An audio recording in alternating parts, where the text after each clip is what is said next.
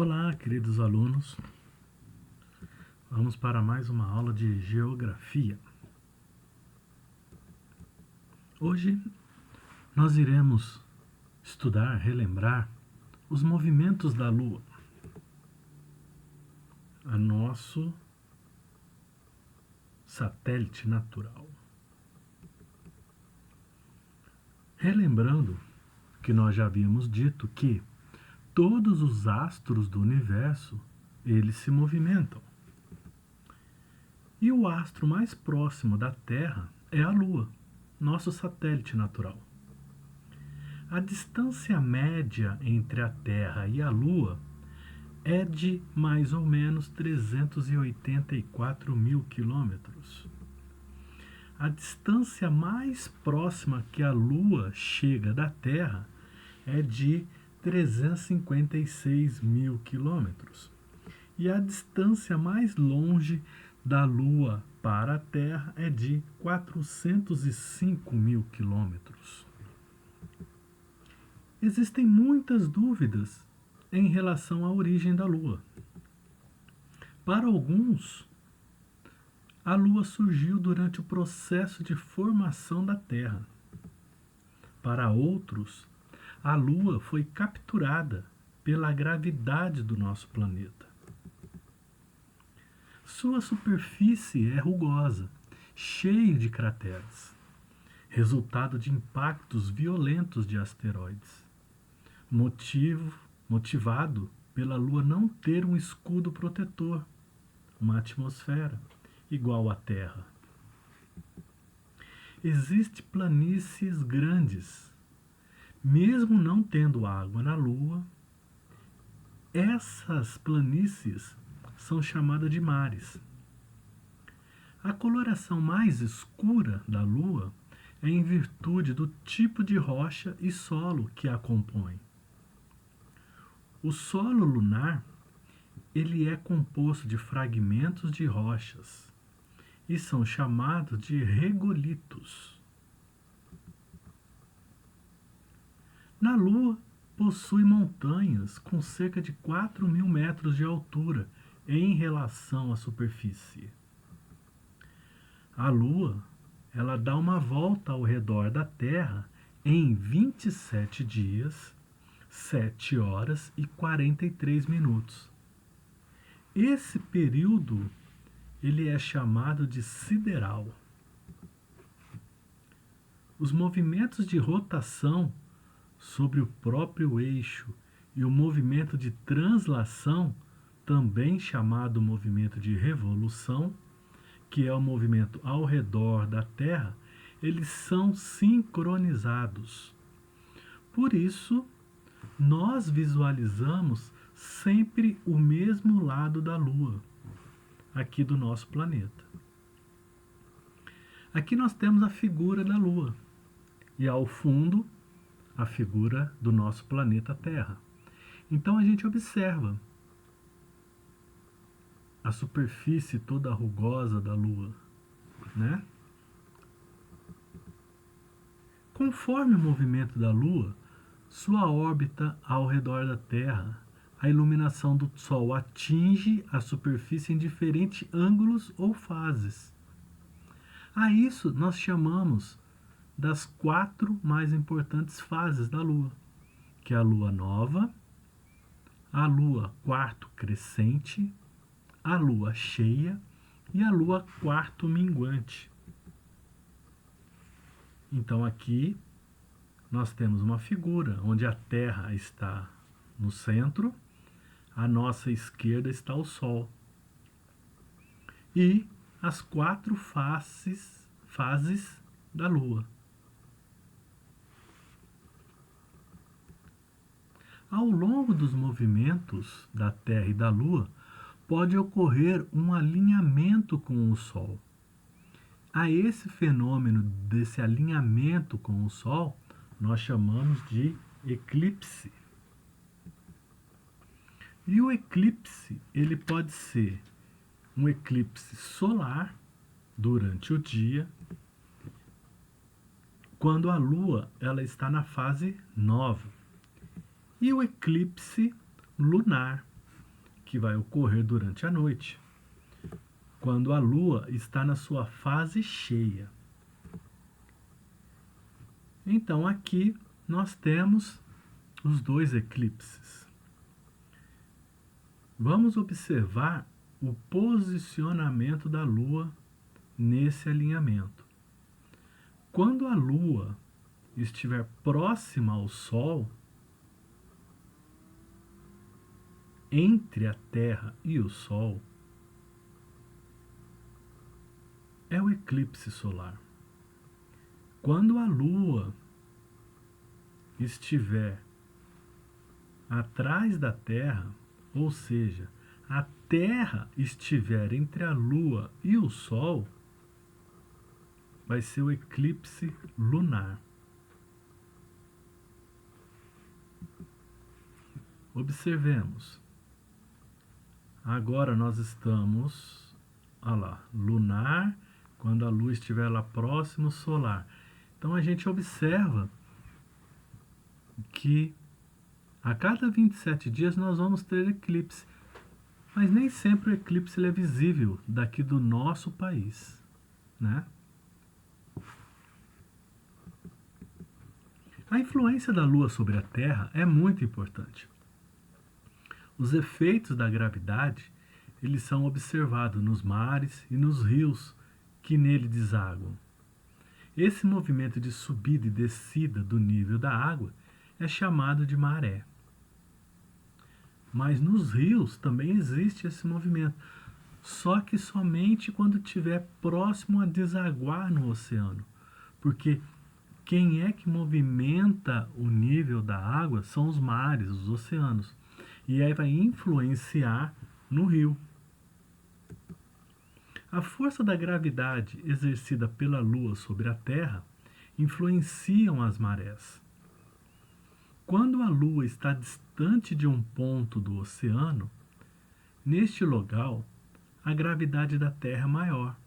Então teremos maré baixa, porque a gravidade da Terra vai puxar, vai fazer com que a água baixe. Após 6 horas, a Lua estará neste ponto. Então nós teremos a maré alta. Então o movimento das marés, eles são alterados de 6 em 6 horas.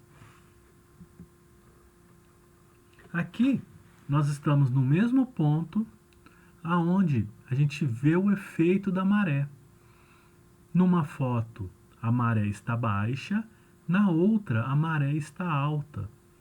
Então a gente pode observar o efeito da maré nos lugares, e principalmente nos lugares que ficam próximos à orla marítima, né? Durante as fases da lua cheia e da lua nova, ocorrem maré de zizígia, ou seja, marés vivas. Essas marés, elas são mais cheias do que as normais. Quando associadas a fortes ventos, elas vão produzir as ressacas, que são aquelas ondas grandes, aquelas ondas que invadem muito a orla, causando muitos prejuízos materiais. Quando as fases da Lua está na Lua crescente e na Lua minguante, ocorrem as marés de quadratura, ou marés mortas. São as menores marés do que as normais. Aqui nós temos uma foto onde mostra a maré de Zigísia. Olha o estrago material que ela fez. Ela já está derrubando uma boa parte do asfalto da orla. Aqui nessa outra foto, a gente também pode observar. Olha só, um carro já quase que totalmente tomado pela força da maré. Então a gente vai observar o quê? O estrago que faz. Você morar numa orla, você morar próximo ao mar. Ah, é gostoso morar próximo ao mar, mas tem os seus problemas, né? Agora falaremos um pouco sobre a conquista do espaço. Na conquista do espaço, ele inicia na década de 60, em 1960. Neste período, está tendo uma corrida ao espaço muito importante entre os Estados Unidos e a União das Repúblicas Socialistas Soviéticas, a União Soviética. Este período é o período que nós chamamos na história de Guerra Fria, que nós iremos estudar mais adiante. Mas, com a conquista do espaço, a gente tem que ver o quê? O objetivo dos dois países era ver quem é que chegava primeiro à Lua. Isso colocaria em prova a superioridade da tecnologia e a superioridade científica. E para eles era importante, nesse período, quem conseguisse chegar primeiro. Eu cheguei primeiro, então a minha tecnologia é maior que a sua. O meu poder é maior que o seu. Em 21 de julho de 1969, um astronauta estadunidense, um astronauta dos Estados Unidos, ele finca a bandeira dos Estados Unidos na Lua. Então aqui nós temos este fato. E isso torna os Estados Unidos como o primeiro país que conseguiu pousar e ter um astronauta caminhando na superfície lunar. Outras missões destinadas à Lua acabaram revelando a grande dificuldade em se habitar no nosso satélite natural. Porque quando a sua face está voltada para o Sol, ele chega a atingir até 130 graus centígrados. E é um lugar, e é um satélite sem água e sem ar. Então habitar lá é muito difícil. Atualmente, alguns países ricos fazem novos projetos para voltar à Lua. Só que esse custo é muito elevado. E isso tem sido um grande obstáculo para a gente chegar na Lua, para a gente investir no espaço sideral. Projetos como robôs, futuras colonizações, são comuns a gente ouvir e ver isso na mídia. Só que não havendo provas concretas que esses projetos serão concretizados. Agências espaciais como a NASA, dos Estados Unidos, eles começaram a investir milhões de dólares para vasculhar o sistema solar, desenvolvendo satélites com sensores capazes de transmitir informações de outros astros e até de outros planetas, contribuindo muito para aumentar o nosso conhecimento a respeito do universo onde moramos. Acessar a internet, assistir a um filme ou uma partida de futebol são benefícios obtidos a partir daquela corrida espacial que iniciou na década de 60. Os satélites artificiais, eles possibilitam a transmissão de imagens, chamadas telefônicas e programa de rádio em qualquer local do planeta.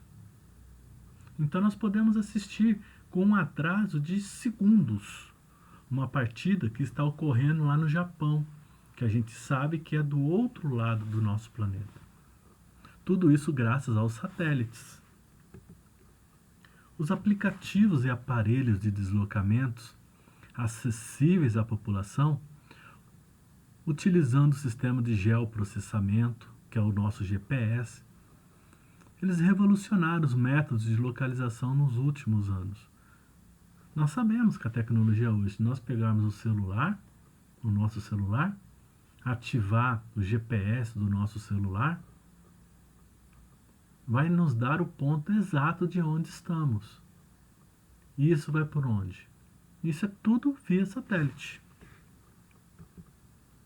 Aqui nós temos a figura de 3 satélites, mas já existem milhares de satélites. E eles ficam em órbita em volta da Terra. E um outro fator importante é que um satélite ele pode conversar com o outro. Então ele pode passar a informação para outro. Então muitas vezes, quando nós estamos numa ligação telefônica para outro país, nós podemos estar utilizando mais de um satélite. Esse é um dos motivos também que essas ligações às vezes ficam caras, ficam com um custo muito elevado, por causa da utilização dos satélites que nós usamos. No ambiente militar, esses recursos eles são usados pelas estratégias para programar mísseis com poder destrutivo e de longo alcance, planejar resgates, fotografar bases inimigas. Então, o uso militar ele é muito útil. Com isso, a gente termina a nossa aula de hoje. Até a próxima aula. Tchau, tchau.